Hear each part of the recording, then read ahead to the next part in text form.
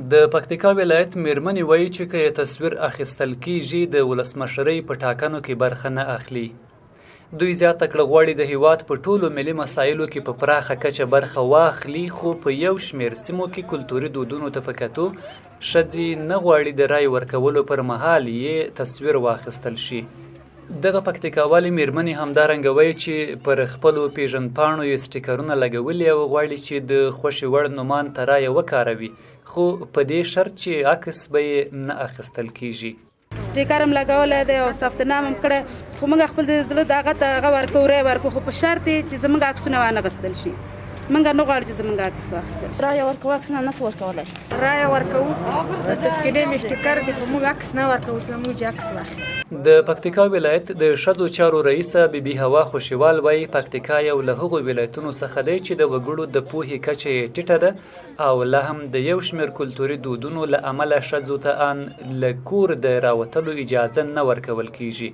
خو که تصویر یې اخیستل کیږي نو بیا یې د کورنۍ مشران په ټاکنو کې له ګډون راګرځوي او اجازه نه ورکوي چې د رای اچونې مرکزونو ته لاړې شي او خپله رایه وکاروي. زنها امروز از مختلف ولسوالی آمدن و آماده هذیه هستند که رای خود استعمال کنند. همایی خواهش از ریاست امور زنان و از دیگه ارگان‌های زیر دلخ که این خواهش کردن که ما حاضر به عکس گرفتن در سایت‌های انتخابات نیستیم که ما عکس بگیریم. خوشیوال زیاته کړه که چیرې د دغو میرمنو غوښتنه ونه منل شي نو کیدای شي په ټاکنو کې د دې ولایت د ښځو ونډه ډیره راکمه شي. خو د پکتیکا د ولایتي شورا وکیل افسر خان سلیمان خیل له میلمه راډیو سره په خبرو کې وویل د دې لپاره چې دا ځل ټاکنې شفافې ترسره شي او د درغلۍ مخه پکې ونیول شي په کار دی چې له میرمنو تصویر واخیستل شي. هغه زیاته کړه سره له دې چې پکتیکا کې ښځې په ډېر کم شمېر په ټاکنو کې برخه اخلي، خو تل یې د رایو شمېر له نارینه‌وو سره مساوي وي او یا هم زیات وي.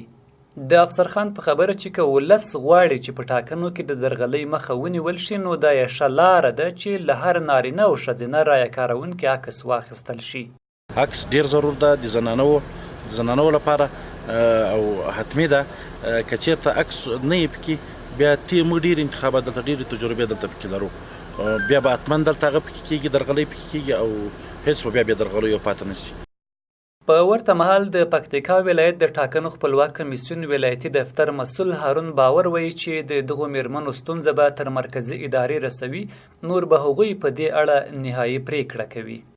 غوښتنه خو نو د مملکت فرق د افغانستان د کلتوري مسایل دي، د خلکو غوښتنه ده، نو د دوی دغه غږ به موږ تر مرکزه پورې بدرګه کړو او مرکز به خپل تصمیم ونیسي.